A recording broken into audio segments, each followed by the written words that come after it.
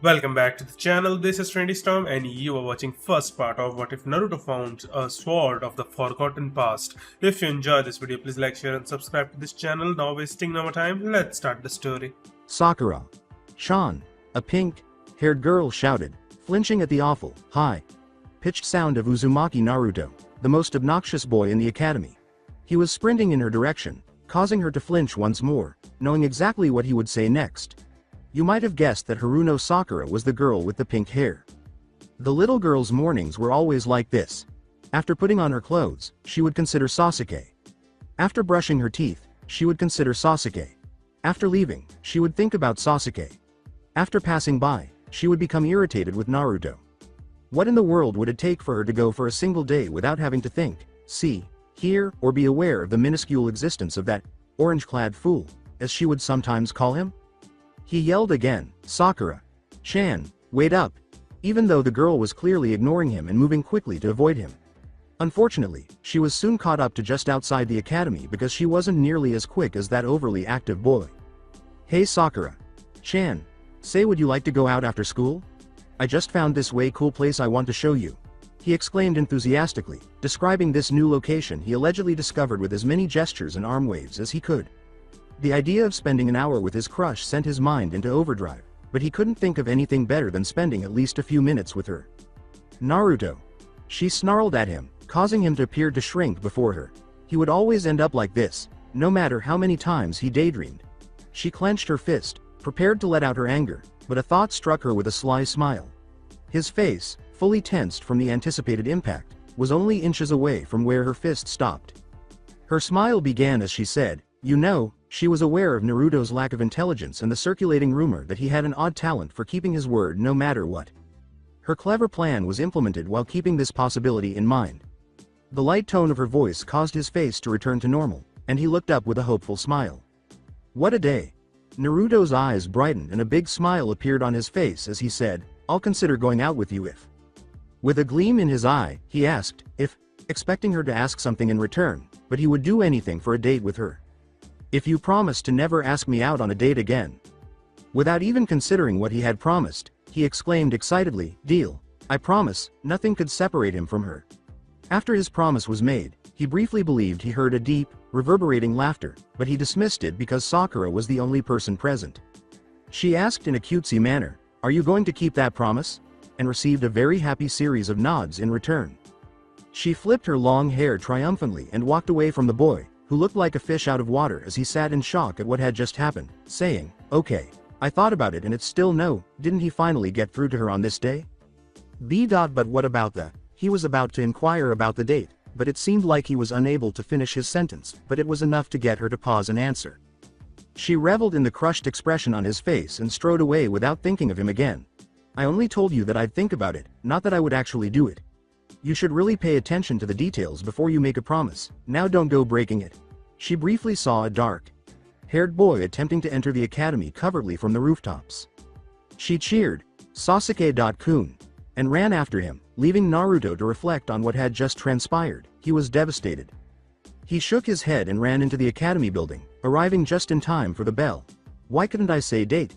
He asked.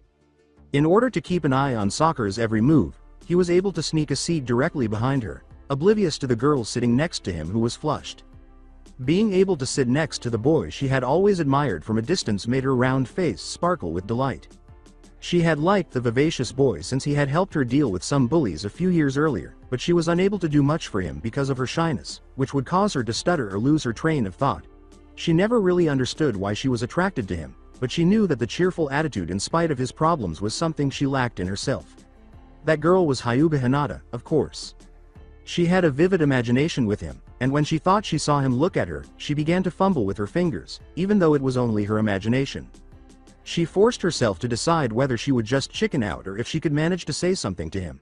She had to decide what to say to him without coming across as foolish after she found the confidence to tell him she would speak. She thought for a long time that saying, good morning, would be so simple that even she couldn't make a mistake. With the decision made, she took action. Gee. Her greeting was cut short when a loud ringing suddenly broke out. All right, class, exclaimed Iruka, time for lunch. Holding her hand to her lips, Hinata gasped. Had she actually been able to argue with herself until lunchtime?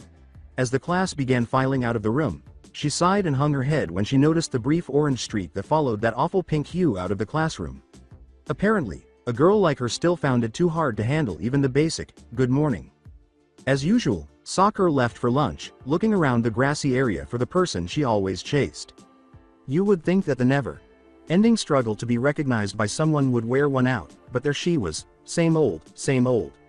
She winced as soon as she saw the high and mighty Uchiha because Naruto's desires were as stagnant as hers. Just out of the corner of her eye, she noticed that orange ball moving toward her. In a matter of seconds, he was beside her, grinning as usual. She questioned how he was able to move so fast in situations like this. He was still trying to mouth the words, but for some odd reason they would not come out. "Hey Sakura. Chan, would you?" he said abruptly. In an attempt to understand what was happening and where his voice had gone, he grabbed his throat. This was the second time he couldn't finish asking her out, so he silently cursed the world. "Would I what?"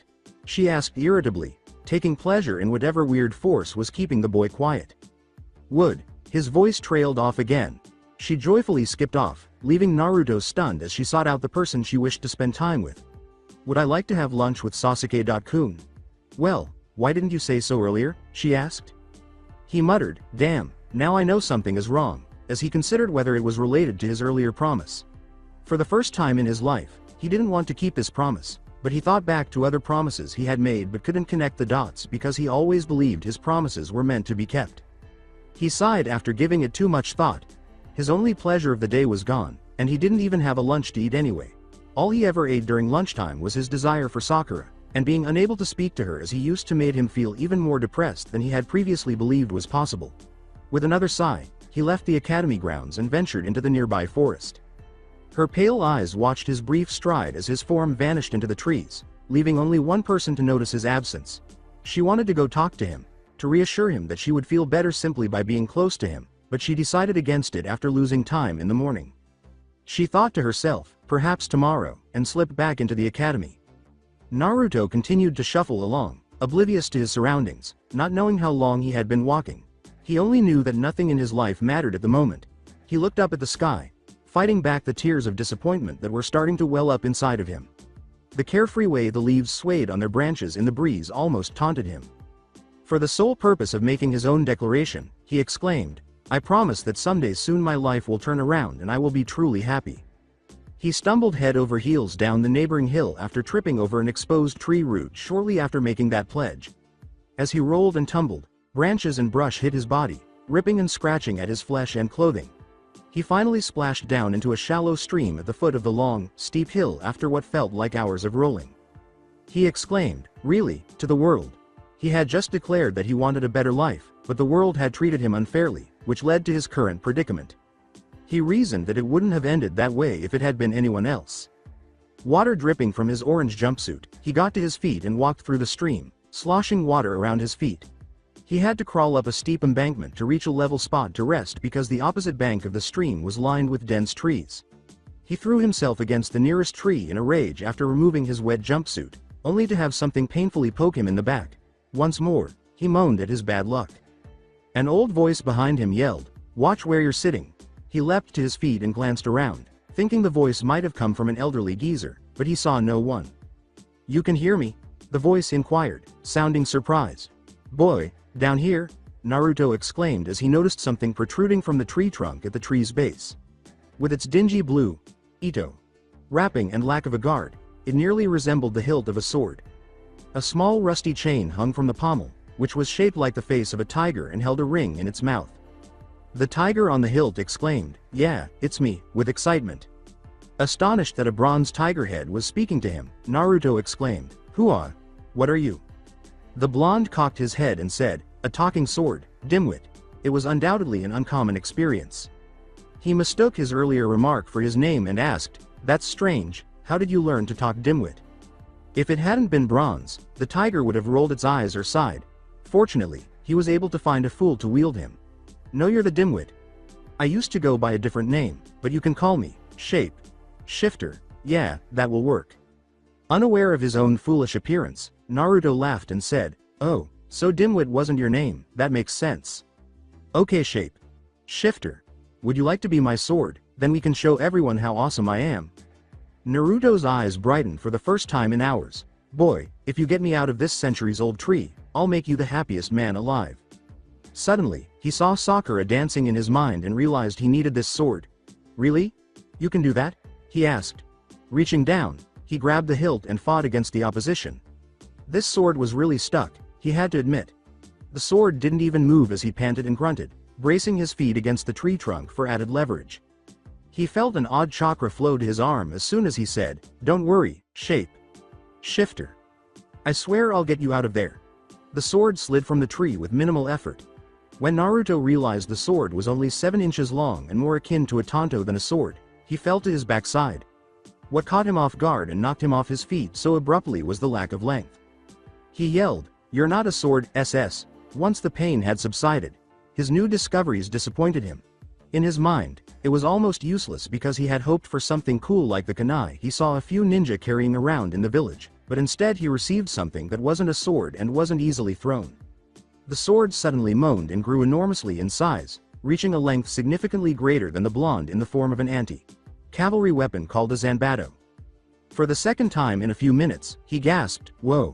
Then, with a vigorous yawn, the big sword shrank back down into something like a big kunai.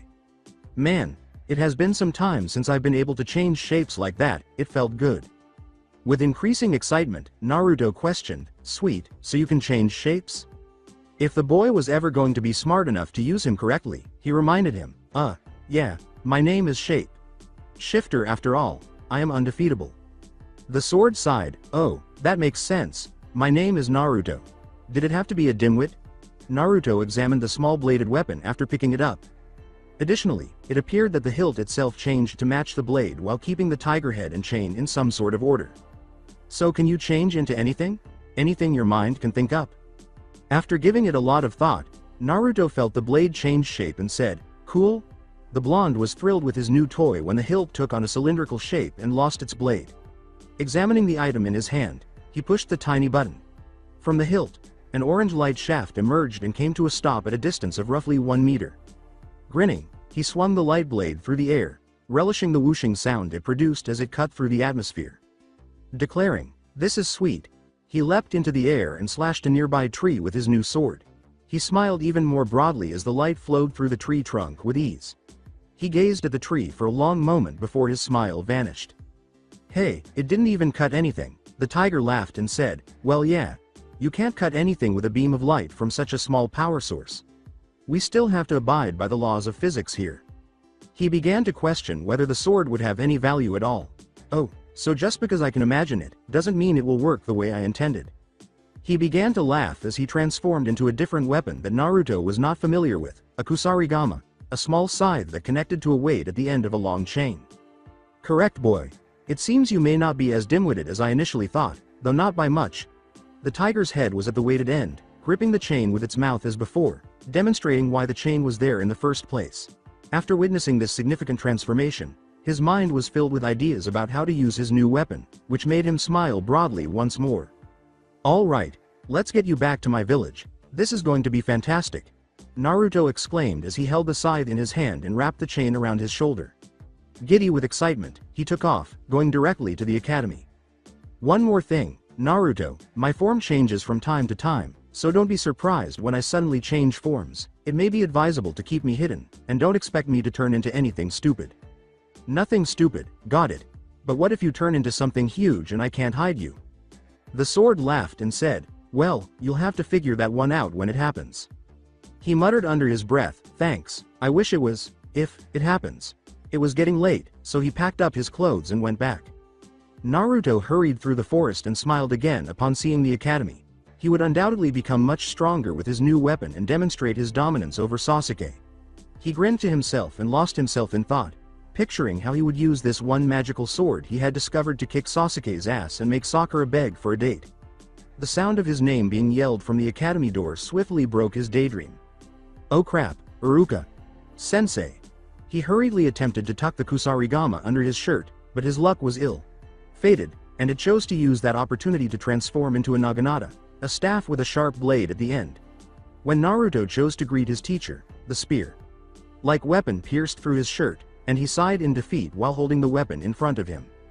With a nervous laugh, he said, "Hey Iruka. Sensei, fancy meeting you here." No matter how feeble it was, he had to say something to try to talk himself out of this one because he knew there was no other option. From a foot ahead of him, he yelled, "Naruto!" His spiky blonde hair waved in the force of his yell, the shockwave of his high voice sending it tumbling. Taking the weapon from him, Iruka grabbed his white collar and began dragging him back to class. "You will explain why you were wet and where you got this naginata after school, in detention," Naruto sighed. He spent a lot of his after-school time in detention, and as fate would have it, he would be there for the majority of the day without attempting to learn how to use his new weapon. As he climbed the stairs and collapsed into the vacant seat beside Hinata, the blonde miscreant muttered obscenities about teachers and other colorful terms. As he nervously tapped her fingers together, he glanced at the girl. Her eyes darted in all directions but his, giving him the impression that she was somewhat deranged and strange. He initially found the bashful girl to be rather endearing, but as time went on, he was able to characterize her with just one word. Before turning away from her and actually listening to at least one or two of his teacher's sentences, he muttered to himself, "Weird." The blonde soon dozed off, his head resting on the surface before him. In an attempt to escape before being discovered, Naruto hurried to the door as soon as the after-school bell rang. When he felt a firm grip grab his collar, he stopped moving and swore, realizing he was done for. He only needed to be wearing all orange, which made him a simple target to capture as he was leaving. He sighed and made his way to the disciplinary room, following Shikamaru, the one permanent student who was constantly reprimanded for being late to everything. "I get it, detention." Hinata sputtered out, smiling, "N. Naruto.kun." She knew she had managed to make a sound, but when she realized the classroom was empty, she realized she had fallen asleep once more and had even been dazed by the closing bell. She accepted her fate and walked out of the academy with a dejected expression because she had lost yet another excellent chance. Iruka demanded, "All right Naruto, where did you get this naginata?" Which made the blonde smile because, for the first time that day, his luck was turning around. Trying to maintain his composure, he said, "What naginata? I don't see anything but a paperweight." Iruka sputtered at the spot where he was certain he had placed the naginata after looking down. Naruto knew he couldn't take it back because he had been in class since he confiscated it. He simply chose to shake his head and move on from the incident. He grabbed the garish paperweight in the shape of a tiger and tossed it in the garbage can. "Now sit down. You still skipped out on half of the afternoon lesson. I think 2 hours should do it." "But Iruka Sensei," he protested by whining. With a sigh of disappointment, Naruto sat down in his usual chair and lowered his head. About half an hour later, Shikamaru got up silently and slipped out of the room, knowing that his customary punishment was finished, leaving Naruto alone in the deserted room. When he began to struggle to concentrate on his typical daydreams, he moaned once more, particularly when the tiger head repeatedly yelled for him to get out of the trash can, making it clear that only Naruto could hear him. His blonde head suddenly popped up when a member of the Anbu Black Ops, wearing a strange mask and a cloak, entered the room and spoke to Iruka. He then turned his face into a worried one and left the room with the Anbu. Iruka intervened again just as Naruto was about to run to the trash can to retrieve his sword. He said, his animalistic smile fading, "You're not done yet, your new teacher, Anbu Sensei, will be taking over your observation." He realized that he could no longer be shape shifter at that point. Naruto returned to his chair and rested his head on the desk. A minute or so later, he felt a sudden shock to the back of his neck and his consciousness began to wane. Although Naruto felt his consciousness returning, he wasn't actually waking up. He could feel cold steel encircling his neck, ankles, and wrists. He was afraid to find out the result of something so planned as to remove him from the academy because he remembered the times he had been caught and beaten in the past. A spooky sounding voice said, "Danzo, I have finished your research, now how about that funding for my new hidden village?" Naruto was unable to open his eyes to give the voice a face, but based on the situation, he might not want to. "I'll give you half now and the other half after you finish off the Sandaime, Orochimaru." Naruto's skin crawled as he giggled, "Ku, excellent." The voice of the man known as Danzo said, "Now, if this is correct, all we have to do to control the Kyuubi is to rid it of its memories and give it a body." "That is quite true. I tested the theory on the last Ichibi and after some modifications when that failed. A new jutsu is ready for use. I have prepared the necessary sacrifice for it, shall we proceed?" Giddy with the results of years of spending and testing, Danzo said, "Oh yes, please do." Danzo was a little miffed that the Sannin had selected his personal project, Sai, as the sacrifice, but he concluded that the project's results would greatly surpass his student's potential. Orochimaru threw down a young ninja he was carrying. Orochimaru began his jutsu's hand seals after licking his lips. An eerie black blob of something rose from Sai's chest as his body drifted into the air. Then, while shrieks of pain echoed, the blob launched itself at Naruto, seeping into his mouth, pores, and other openings. When the young boy's eyes suddenly opened, he saw Danzo's bandaged face with the scar from the X mark on his chin as he painfully fought against his restraints. After a brief red flash, his eyelids closed and he collapsed back against the table, unconscious. Orochimaru looked at this piece of handiwork and said confidently, "There, that should do it."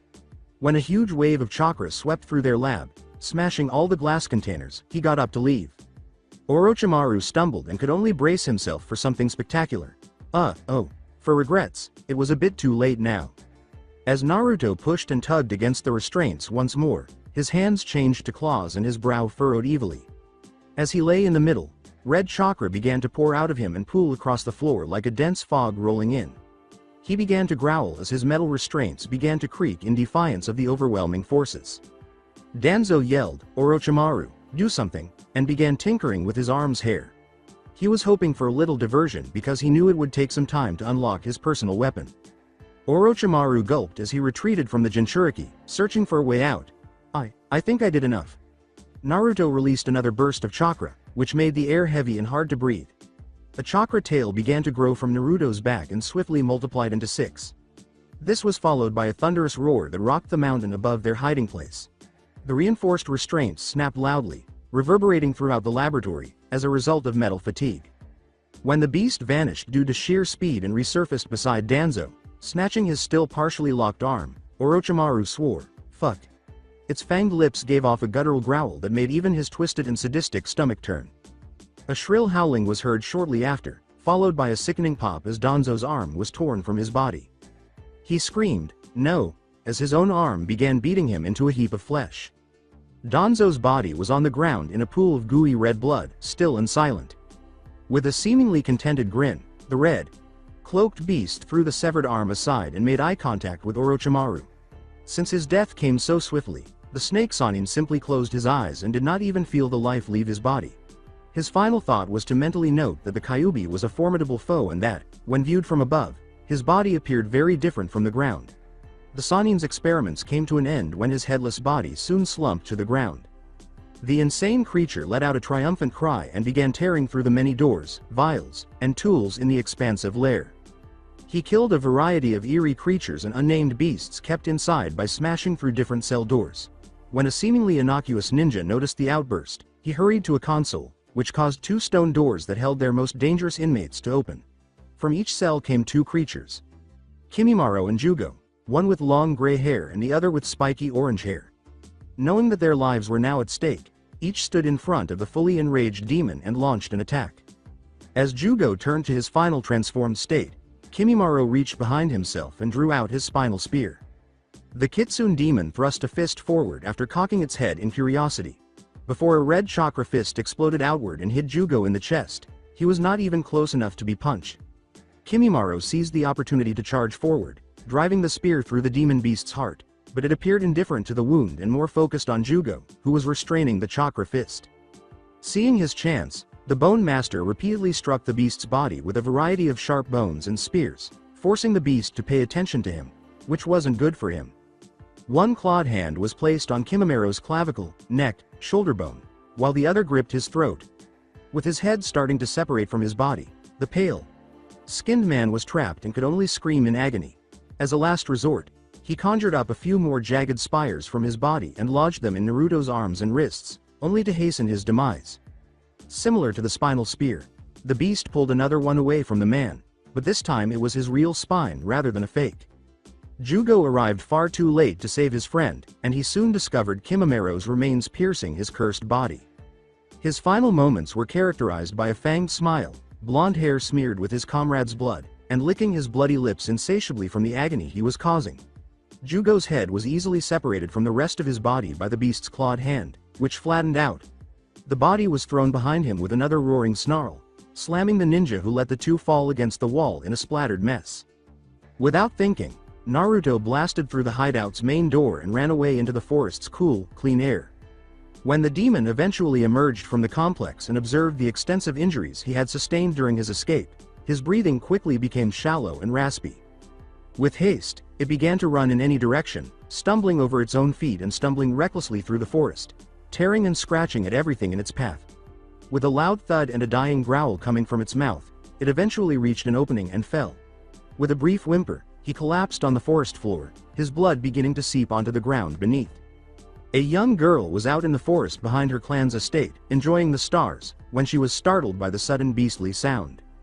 The eerie sound startled her, and she automatically pressed her Byakugan. When she saw a creature that appeared to be half human and half beast, she gasped. Although its claws and fangs were sharp, its hind legs resembled those of a human. She was on the verge of running in terror when the red chakra subsided, revealing blonde hair and an orange jumpsuit covered in blood. She let out a gasp upon realizing the vivid hue, and based solely on that, she conquered her fear of the beast and sprinted in its direction. Her only thought was of the person she recognized, not of concern for her personal safety. When she saw the body in a pool of blood on the ground, she froze. When she was certain that it was Naruto and that he was apparently trapped in some weird animal transformation, her tears began to fall onto the ground below. Although his change persisted even after he lost consciousness, she had witnessed Kiba experiment with a more savage transformation, so it wasn't a particularly unusual sight. When she saw the enormous volumes of blood still dripping from his wounds at a dangerous rate, she took a sharp breath. She quickly tore her clothes into thin strips after removing her jacket and drawing a kunai without giving it any thought. Before she began doing her best to bandage the large wounds to stop the bleeding, she took a tiny container of medication out of the remains of her pocket and applied the ointment to the strips. She let out a breath of air she was holding and finally wrapped the final one around his raw, almost mangled wrists. She was startled when she noticed his eyelids begin to move and became agitated until his eyes opened, revealing a deep crimson hue rather than his customary sparkling blue. She started to back away, but was stopped by a clawed hand resting on her shoulder. She stumbled softly, Naruto-kun, what's wrong? She silently cursed herself for being unable to control her nerves to the point where she was unable to speak and for finally being able to spend time alone with him. Naruto simply stared at her with his demonic eyes, seemingly looking into her soul, without responding. She was sitting there, wearing only a t-shirt now, and it was a little too big. She began to feel self-conscious because of the odd looks she was receiving. She remained motionless as Naruto's weird form approached and appeared to begin sniffing her. In an attempt to gain recognition and overcome the fear he was beginning to instill in her, she stammered out, Naruto-kun. With a satisfied smile, his clawed hand moved down to her arm and pulled her shirt collar with it, revealing the soft, pale skin of her shoulder and neck. She felt a sharp pain and saw his fangs buried in the fleshy part of her neck before she could make out what was happening. She let out a whine as tears began to fall down her cheeks due to the agony and the realization that he was not being himself and was causing her pain. Because she was so close to her clan's estate, she tried to endure the pain and did her best not to scream for fear of what might happen to him. She gave him a disbelieving look as he quickly withdrew from her neck and gently licked the wound. She had no idea why or what he was doing. The pain gradually subsided and was replaced by an odd tingling sensation as a result of his moist tongue now stroking her skin.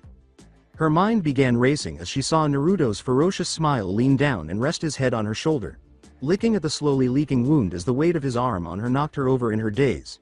She eventually realized that he wasn't attempting to harm her, and then she noticed that Naruto was licking a very sensitive area of her neck, which felt oddly satisfying. When she realized what he was doing was exciting her, her face burst with color, and she soon passed out. When she felt the addictive rush, a long-haired blonde woman in an undisclosed location entered a gambling establishment, her brown eyes glistening in the overhead lights. She tightly grasped the big suitcase by her side, which contained the remaining millions of her enormous loan. She yelled, "Bring me sake," loudly enough to draw attention to herself from everyone in the establishment. The proprietors turned to face her and smiled broadly. "You heard the woman. Bring sake," he yelled. As she got into the gameplay, a few people hurried out from the back with the requested alcohol. Before throwing the 2 dice into a cup and setting it on the ground, the dealer demonstrated that they were legal by holding them up in his hand. "Show!" she exclaimed as she threw down her wager, which was almost half of what she had brought. Before raising the cup, the dealer waited until every wager had been placed. The dealer read the dice and yelled, "Han!" When a sudden gust of wind blew open the windows and tipped one of the dice over, the woman complained, "Figures." The dealer's face was in a panic as he looked down. His correction was, "See, show," and he gave the woman a winning hand. Glancing down at the next turn of the game, she took a sip of her alcohol and smiled. "Han!" she exclaimed. The two dice, one with 4 dots visible and the other with just one, were revealed by the dealer. Han wins it. Tsunade's drunken smile faded, and Shizune, her attendant, was ecstatic. What has changed? She reflected to herself. The legendary sucker, who is said to lose every game except perhaps 1 out of every 100, had just won 2 straight. She is a woman with extremely bad luck. Before throwing the remainder of her now unsavory sake on the floor and abruptly getting up, she took another sip. Angrily, she declared, "Shizune, we're leaving." With the hope of eventually being able to pay off the debt collectors, she protested, "But Tsunade-sama, we're finally winning." She turned away from the game and yelled, "This isn't winning," one final time. The dealer raised the cup and exclaimed, "Han," as it displayed odd numbers again. As she frowned and left the gambling establishment, she said to her attendant, "With luck like this, I believe we shall be having some company in the future." A voice shouted, "Hanada-sama," from 50 meters away from the Hyuga estate. Only a small portion of the moon remained hanging overhead, frantically attempting to light whatever it could in the dark, and the night was completely dark. "Hanada-sama." The little girl began to stir and became aware that she was under a lot of pressure. When she opened her eyes and saw the ferocious Naruto grinning while dozing off on her, she gasped. She laughed at how much he resembled a humanized house cat, especially with one of his long fangs protruding past his lower lip. The voice yelled, "Hanada-sama," again. With a sigh, she lifted herself from beneath his sleeping body and got to her feet. As she turned to leave, she noticed red eyes staring at her longingly and heard a little whining. She was surprised at how clearly she spoke to him this time. Not even the faintest stutter was visible on her lips. "I have to go, Naruto-kun. I can't be seen here with you like this. I'll go figure out what happened to you and be back tomorrow. Okay?" she said. She wondered if that bite had anything to do with it, and she smiled at the realization. She was shocked to find that there were no traces of the wound visible when she reached for her shoulder. It had fully healed. She turned back to Naruto, who was now attempting to follow her while standing beside her on unsteady legs. She pointed to the floor and said, "No," in a firm tone.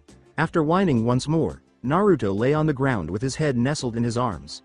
She whispered, "I'll be back tomorrow. I'm sorry," and then she ran off laughing after having a fleeting thought about having Naruto as a pet. She obviously called to the Hyuga man who was searching for her, Ko-san. The panting man, who seemed relieved to see her, appeared beside her. He noticed that her shoulder was visible through the neck of her shirt and said, "Hanada-sama, what are you doing out here in those clothes?" In order to preserve her dignity, he turned his gaze away from her. She told him plainly, "I was watching the stars before bed." Her confidence startled him. She was joyfully skipping toward the estate before he could ask her another question. With joy, she slipped into her room, climbed into bed, and grinned as she wrapped her blanket around herself. She fell asleep much more easily than she had on any other day after a seemingly heavy weight was lifted from her body. She had been with Naruto and had even spoken to him. A little after 1 in the morning, Hinata awoke with a startled grin. She didn't really care about helping Naruto, but she wasn't sure where this cunning side of herself came from. She switched on her Byakugan, moved stealthily through the estate's little patrols, and stopped outside her father's study. She eeked the door open slowly and slipped inside with hardly a sound, certain that no one was around. She frantically looked around the office for the research she knew was there. She discovered a lost piece of paper a few years ago that contained his covert studies on demons, also known as yokai, and other supernatural beings. Since he dabbled in writing, she assumed it was just something for a story. However, she now suspected that it was all real and might have been related to the October 10th Kyuubi attack, which may have had an impact on the boy born that same evening. Combining all of that with her newly discovered mental clarity, she made the decision to look for that information once more. On one of the numerous shelves that adorned the study, she eventually located what she was looking for in a book that had been hollowed out. She opened a few small scrolls that were concealed within the book and took a quick look at what was inside. She then let out a gasp when she read a line that demonstrated just how clear the link between Naruto, the Kyuubi, and the Yondaime Hokage was. When she realized that Naruto's family was indeed gone, she wiped away a tear, but she knew that he would be extremely proud to know who they were. With haste, She rolled up that scroll and opened another that contained information on a theory that a bijou and its container could be combined to create an artificial Hanyu.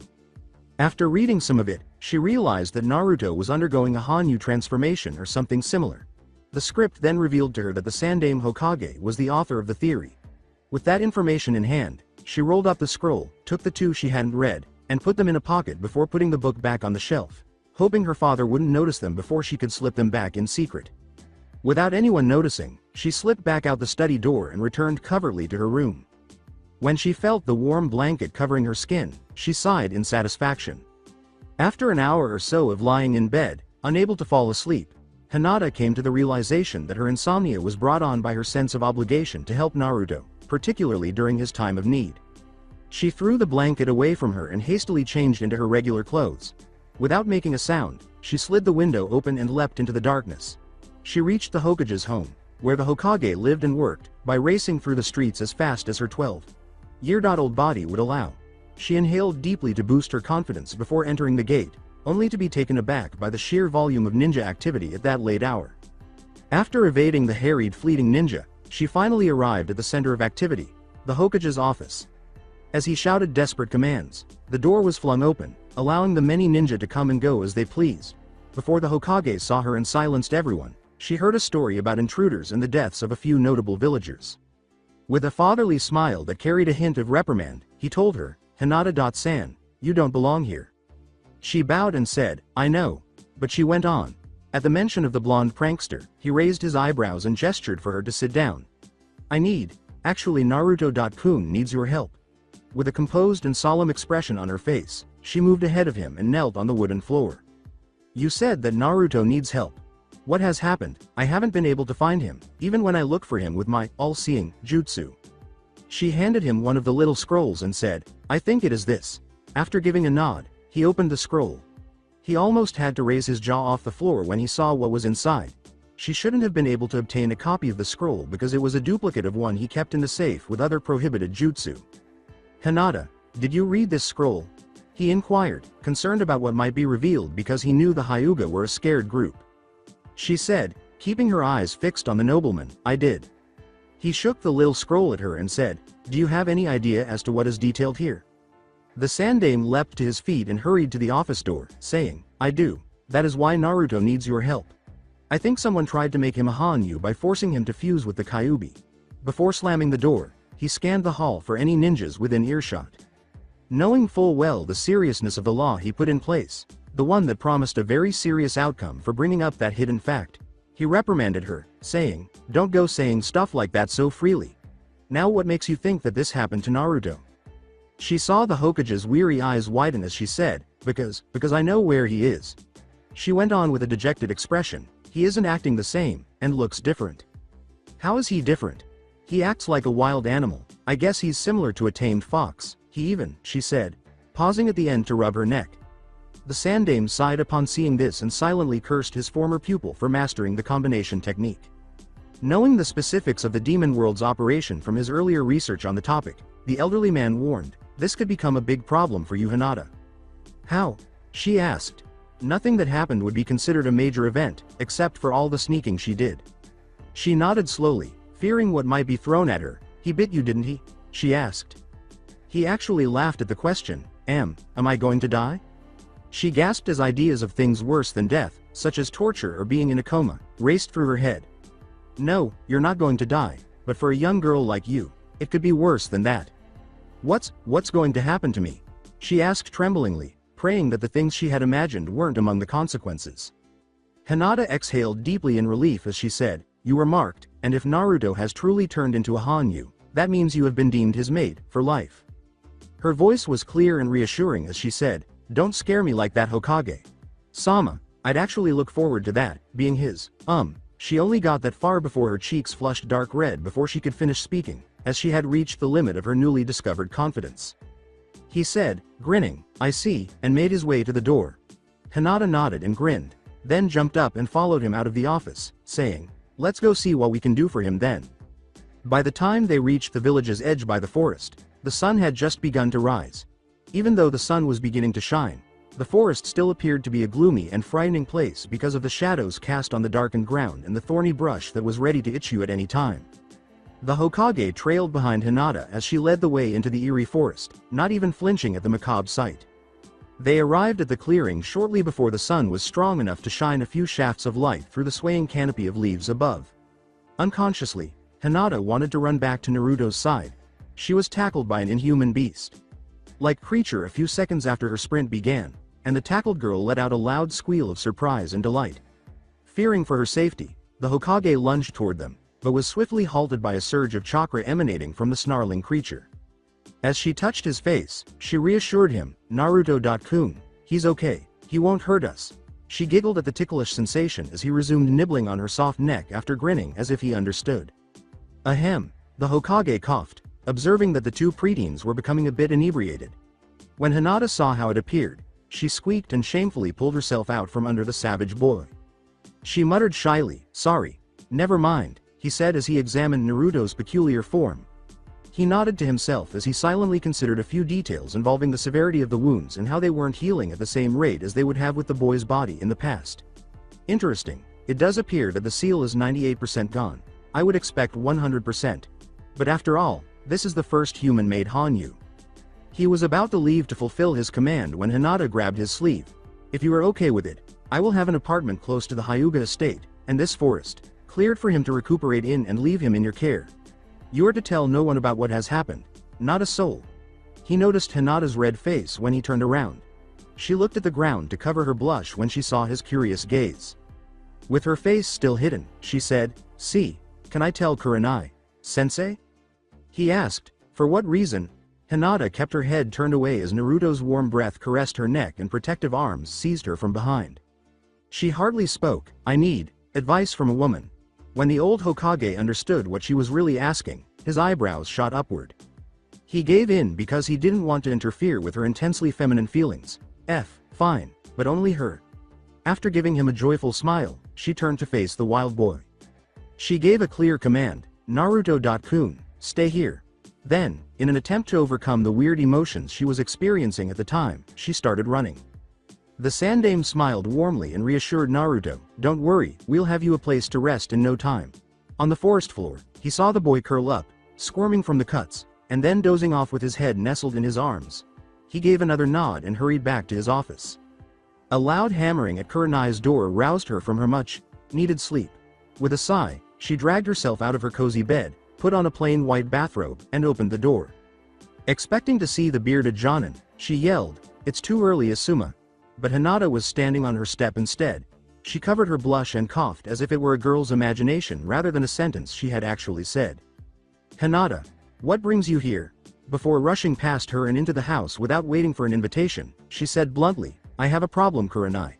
Sensei. Her small home felt somewhat familiar because she had visited it several times. Kurenai observed the abrupt absence of her customarily impeccable manners and the shift in her manner. As she closed the door behind the girl, she remarked aloud, your speech has improved greatly, so what is your problem? She concluded in a frustrated huff, on the verge of tears, I feel hot, but not like I need fan but something inside but I'm not sick, yet it feels like I am. It just doesn't feel right. Kurenai was beginning to lose her train of thought, and when she added that to her assured speech, she truly did come across something out of the ordinary. Okay, let's start at the beginning. When did all this start? I found Naruto, he was hurt, I helped him, he's now a Hanyu with the Kyuubi, he's cute, he bit me. I'm his mate, he was licking my neck, I felt weird and I can't think straight, and my body feels like it was going to explode when he was breathing on me. She then breathed deeply after continuing to ramble so rapidly. Kurenai took a moment to collect her thoughts after noticing the girl's frustration. Help me, I don't know what's happening, she said. As she considered her thoughts, she questioned, so did all this start after he bit you, with the weird feelings, the speech and all? Hinata lowered her head and whispered, yes. Grinning, the Jonin woman extended her hand to touch Hinata's face. With a hint of tears forming in her eyes, the girl's pale lavender eyes gazed into her mother figure's red eyes and said, raise your head, Hinata, there is nothing for you to be ashamed of. She questioned, what's wrong with me? Kurenai laughed as she struggled to articulate her reasoning for the dire situation. If everything you told me is true, then that bite may have affected you on a more animalistic level. I would guess that your hormones have been heightened due to the bite, so you are taking a rushed path towards puberty. The best comparison I can give that you could understand is that you're in heat. Huh? Hinata's face was pale and blank. She wasn't exactly prepared for that response. Perhaps, she reasoned, a weird illness brought on by intimate acts or something, but not being treated like an animal. Kurenai reiterated, you want to have sex? You need a more direct response. But, she sputtered, her cheeks now flushed a bright red. She laughed and said, yep, thought so, you have some of that Hanyu DNA in your system and it has done you more good than you know. Well, be that as it may, how do I avoid it? I'm much too young to partake in that. True. I'll teach you some exercises to combat your desires, but at some point you're going to need to get that itch scratched, if you know what I mean. By itch do you mean? The thought caused Hinata's face to heat up once more, and she covered her face with her hands. Yes, Hinata, you'll need to get screwed and probably often. After giving the idea some thought, she concluded that it wasn't such a bad thing to do and realized that she needed to restore his humanity before letting that happen. It was simply impossible to imagine carrying out such an action without him being fully aware of what was happening. So what are these exercises? He's not well enough for anything strenuous. Hinata's eyes widened, her cheeks flushed, and she almost fainted at the casual revelation. Well, normally I'd send you to see Anko, but you are still too young for anything that extreme, so, there's this thing you can do with your fingers. With a growling stomach, Hinata left the rather awkward and educational meeting with Kurenai and went out into the village. Oddly enough, though, she was craving something savory rather than sweet, as is her usual fare. Since the bite, she had not experienced anything like this before. After turning a corner out of instinct, she found herself standing outside a ramen stand and sniffing the air. Unusually for a stand of that kind, it appeared as though the establishment was open for breakfast. She walked into the ramen stand, shrugging it off because her stomach was rumbling for food. Good morning, said the elderly man. He was shocked to see a short-haired girl standing there with the same avaricious, hungry expression he would see on his typical morning client, rather than a boy in a brightly dressed outfit. Given that she wasn't approaching any of the seats, he inquired, well, what'll it be?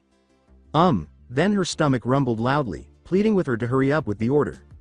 Without another word, he left her to sit on a stool at the counter and walked to the back. I know that sound, he said. With haste, Tucci brought back one of his specials, and laid it out before her. She breathed in the aroma, began to drool, and devoured the food with an intensity that even surprised her. After she finished the bowl, she gave it some thought. Her first thought was enforced by a loud growl that erupted from her stomach once more. Shyly, not wanting to realize how much food she was asking for, she said, I'll take 4 more. When he mentioned the name, she flushed. Whoa, big eater, you should really meet my best customer Naruto. Happy to have discovered the one location where Naruto truly felt at home, she explained, so this must be Ichiraku's, I've heard him talk about it so much, just never put the name and place together. So you know him? Well, I'll give you the special price today then? After finishing her ramen, Hinata made the decision to skip class for the day and return to the Hokage Tower to check on Naruto. She detested going out to ramen without him, but she had to eat because she was hungry, and she did apologize to him when she was satisfied. When the Sandame saw the girl enter the office, he gestured for her to come in and said, oh yes, Hinata. I've gotten you a month off from academy to nurse him back to health, and don't worry, your father won't be informed. But only for a month. Any longer and I'm sure people will take notice. Really? She inquired, her eyes beaming with joy. Thank you Hokage-sama. He threw her the keys and returned to his Hokage duties, leaving her in silence and urging her to leave. Now here are the keys. It is right next to the entrance to the forest, so there should be almost no one there, making it safe to bring him there anytime. And as a bonus it is close to your home, but don't get too carried away being that close. You still have to go home to divert any suspicions. Unaware of when she had felt so good about herself, Hinata ran joyfully back through the village. It seemed as though everything was finally coming together to support her in living the life she had always wanted. She had the guy she liked in one form or another, and the confidence that swept over her was almost euphoric. As she ran blindly through the forest, the blonde Hanyu once more tackled her to the ground and began nuzzling her neck. Naruto-kun, she whimpered, tilting her neck sideways so he could freely touch her entire neck and shoulder. She allowed him to nuzzle, nibble, and lick her soft skin for a moment before realizing that his wounds had bled through her makeshift bandages and that they needed to be changed. She made a grudging effort to push him away from her. When he wouldn't let her go, she begged, come on Naruto-kun. He whined in disappointment and slowly pulled away from her as she pushed even harder. She muttered, "I hope you stay like this when you get your mind back." She chuckled as he gave her a questioning glance. "Come on, let's go home." She began to walk toward the building, and he followed, half bipedally and the other half like a clumsy four-legged creature. She opened the tiny apartment's door and looked inside. In a sense, it was their first apartment together, even though it was only an efficiency apartment. She sensed that Naruto had pushed past her and entered. Hinata closed the door behind them and followed him inside. She noticed a big pile of bandages spread out on the nightstand as she turned to face the bed in the corner. She pointed to the bed and yelled, "Naruto-kun." Just where she was pointing, he got up and sat on the edge of the bed. She gave him a soft smile to calm his fears and began removing the bandages, flinching as each one exposed a new, horrifying wound.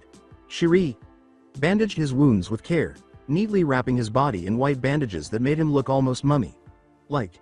She examined him and saw that, aside from the enormous fangs, claws, and frightening red eyes, he appeared to be fairly normal. She jumped up to go to the kitchen after realizing she had been staring at him for a bit too long. She was relieved to see that the refrigerator was filled with a variety of meats and other proteins that would help his wounds heal. She pulled out some big steaks right away and started cooking them. Only a few hours had passed since her ramen binge, but she was already feeling hungry again. A strange and novel sensation for her. Following the brief preparation, she had a quiet lunch with her animalistic friend. She laughed when he gave her a weird look, a big steak hanging from his mouth, and he didn't seem to understand what she was saying.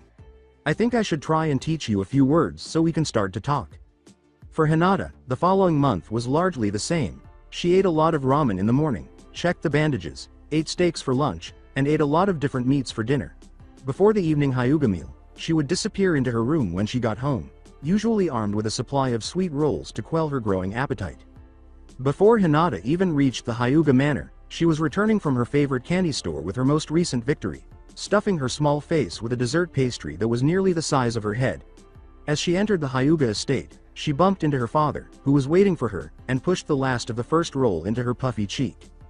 Even though she was talking with her mouth full, she said, "Good evening, father." She tried to pass him, but his larger frame easily blocked her path.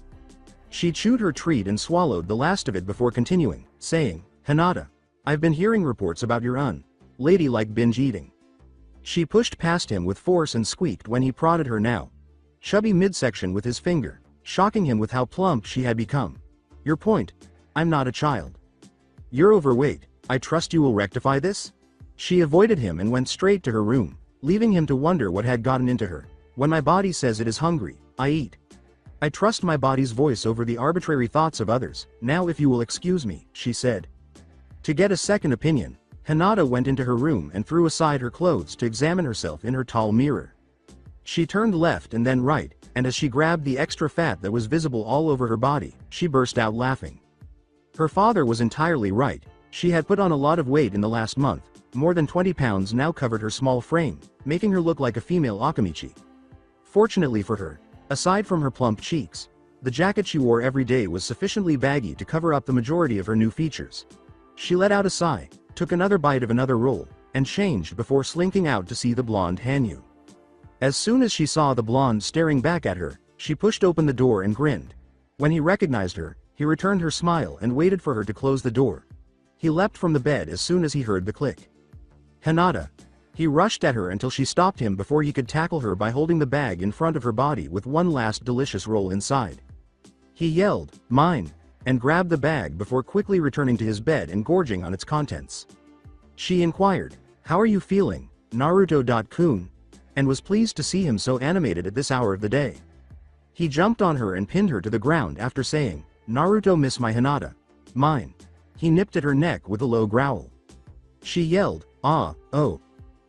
No," and shoved him away. When she turned him down, he frowned and went back to his bed. She unwrapped the white cloth bandages and was shocked to see that his wounds had completely healed, even though they had been quite deep the day before. "I'm sorry, you just can't have me like that until we're older. You know that. Now let me check your bandages." Apparently his demonic blood now enhanced his healing abilities. Before blushing and turning away, she nearly lost herself as she ran her hand over his flawlessly healed chest. Once she had regained her composure, she asked, "Do you remember anything else?" "About a week ago, Naruto began to recall small details of his life before he became a Hanyu. It would be an understatement to say that Hinata was delighted when she opened the door and heard her name. Although he was far from his former self, his vocabulary had expanded since then to the point where he could form coherent sentences. Other than her name and a few words, he had no memory of the ninja's background or specifics. Everything else was still gone. Referring to his assertion that he was the owner of the Hyuga girl, he responded, "No, just what's mine." She noticed a weary expression on his face as he began to rub his eyes. Then he stretched out on the bed and yawned. "Hinata sleep?" she asked, blushing slightly before nodding and curling up on the bed beside him. He caught her by the waist and drew her in, causing her eyes to widen. Cuddled up against her, he fell asleep almost immediately. Before hearing a groan beside her, Hinata was on the verge of dozing off as well. As she turned, she noticed that Naruto's lips moved as if he were speaking while he slept. She activated her Byakugan and began to carefully read his lips, but she was only able to discern 3 words: academy, garbage, and tiger. Even though she had no idea what it had to do with anything, the word, academy, made her eyes light up. He had subconsciously remembered something from his past. She made her getaway while moving cautiously to avoid waking the Hanyu who was sleeping next to her. Slipping out the door, she made her way to her bedroom window down the street. When the light switched on and illuminated Haishi, she landed inside her room in a single leap and began to take off her jacket. He had an odd expression on his face as he sat in the shade of her lamp. "Hinata," he began, casting a few scrolls menacingly in his palms. When she recognized those scrolls as the ones she had taken from her father's study and neglected to replace, she gasped. "Father, he signaled her to stop talking by raising a hand. "I'm not here to scold you or reprimand you. As long as you never speak of anything you read, then there will be no consequences to your actions." "Father," she asked, not understanding why we weren't angry about what she had done, but then reasoning that he would be breaking the law by not discussing the incident that had happened 12 years earlier if he did. Before she sensed a chance for those 3 letters she detested receiving from him, she had hoped that the break he had given her was the beginning of something better. Yes, those were the letters she detested, but, "I will have you battle your sister once more for the title of heir." She abruptly said, "I'll pass," and startled her father with her choice. She had previously agreed to every match that was offered to her, regardless of how exhausted she was, because she wanted to improve herself for the clan and herself. However, this time, she felt different. She was at last content with who she was and didn't need her clan's approval. "You'll pass?"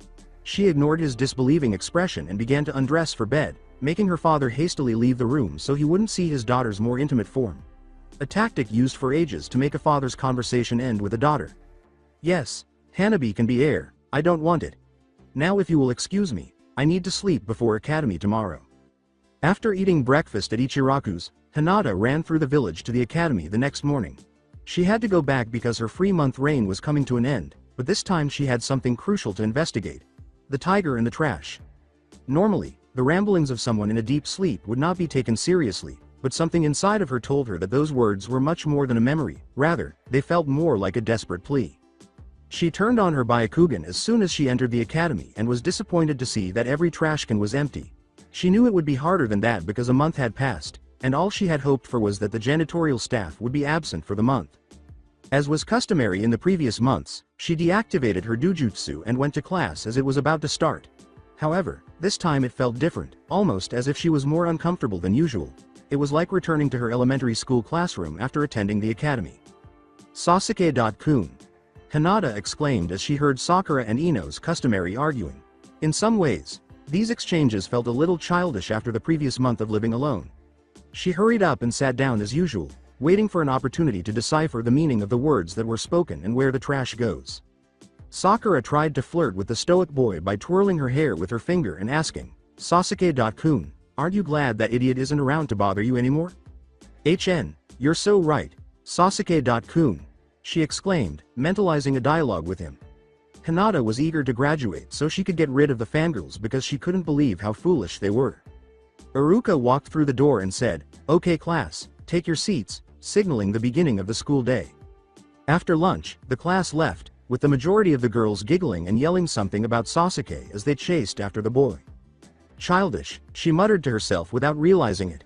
After everyone had left, Hinata went to the front of the room where Iruka was sitting at his desk, grading papers and getting ready for the afternoon class. She came up with. When Iruka looked up from his work, he said, "Yes, Hinata?" She hoped her question wouldn't come across as overly foolish. When the garbage in the academy is taken out, where does it go? She asked. That's a strange question. Why do you need to know? Hinata exhaled sharply, wishing she would not be asked the question, but she wasn't exactly fortunate. I lost something. Although she disliked lying, she did lose something if she looked at the gray area. Really? And you think it was thrown away? Yes. She joyfully nodded, aware that he was falling for it. Even though she found it amusing how effectively a small lie could influence someone, she still didn't like the clandestine behavior. Would you like me to go through the items retrieved? Since this is an academy, there are typically only a few items deemed valuable. The janitors typically go through the trash to some extent, so if there was anything valuable in it, it would have been taken out and stored away. Yes, that would be good. So, could you tell me what you're trying to find? A tiger? I didn't know if the tiger was an object that was thrown away or if it was a design next to the garbage leading somewhere else, she told him in a tone that was almost inquisitive, but it didn't hurt to look. Without looking up from his ongoing work, he answered, okay. I'll look and let you know if I found something by the end of the day. Thank you, Haruka. Sensei. Hinata sat thinking about what Naruto had said and whether she was on the right track, and how he was managing in the apartment without her since he still hadn't figured out the cooking part of life. It felt like it took forever for class to end in the afternoon. When the bell finally rang, indicating that the wait was over, she hurried to Haruka with a hyperactive bounce in her step and an expectant smile. The item Haruka saw was not something a little girl like her would have carried around, so he wasn't sure if it was the item she was looking for. Hinata, there was only one thing that had a tiger on it, but I'm not sure it is what you were looking for. Hinata believed she heard a small voice calling out, but she ignored it as it grew louder, clearer, and closer. Haruka nodded and led her out of the classroom and down the hall. It's okay. I'll know it when I see it. She assured any higher power that she could when given the chance. Please, someone, it yelled, barely audible, Naruto, get me out of here. I can hear it here, Haruka. Sensei, Hinata yelled. Hear it? He asked aloud. Can't you? Thinking it was loud enough for anyone to hear it calling out, she asked. He looked at her bewilderedly and said, I don't hear anything but our footsteps. Haruka opened the storage room door, and Hinata hurried inside, scanning the area frantically. Hey Tiger.san. Hinata halted directly in front of a sophisticated katana with a shimmering blue blade. The hamon line was jagged and sharp, in contrast to the typically curved ones she was accustomed to seeing. She loved the brass tiger's head on the pommel and reached out to touch the dingy blue Ito wrapping. Would you like to visit Naruto.kun? She whispered the question, and when the brass head turned to face her, she almost leapt to the ceiling. Naruto? What happened to him? I'm the kind of tool you can't just throw in the trash, it yelled. Sorry Tiger.san, but Naruto has had some trouble and asked for me to get you, she said it quietly. Are you able to hear me too? Hinata nodded and cautiously picked up the blade, nearly dropping it because it was heavier than she had anticipated. When it nearly fell and would have ruined those little feet of hers, Haruka pleaded, Whoa, careful Hinata. As she said, the katana began to shrink until it was the same size as the kunai she was accustomed to using. It's okay, I've got it, but it would be better if it was much smaller.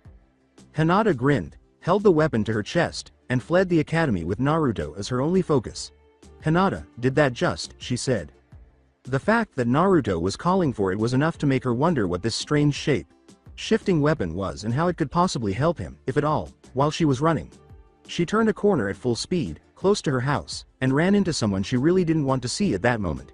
She got back up off the gravel street and glanced at the always irritated teenager. When he sidestepped to block her path, she moved to go around him and said, Neji.ni.san. Hinata. Sama. Reporting to the dojo is your task. You have been called by the council.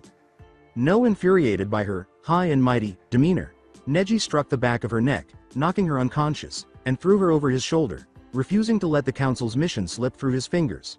There is something I must do right now, she told him firmly, pushing him aside. The voice in her hands made Hinata pull herself to her knees, and she wished away the pain on the back of her neck as she regained consciousness and opened her eyes to see almost the whole Hyuga estate lining the walls of the dojo. Are you okay, girl? Whispering, I'm fine, Tiger.san. At some point, I'll have to transform back into something big because I have to change my shape every few minutes while trying to remain hidden.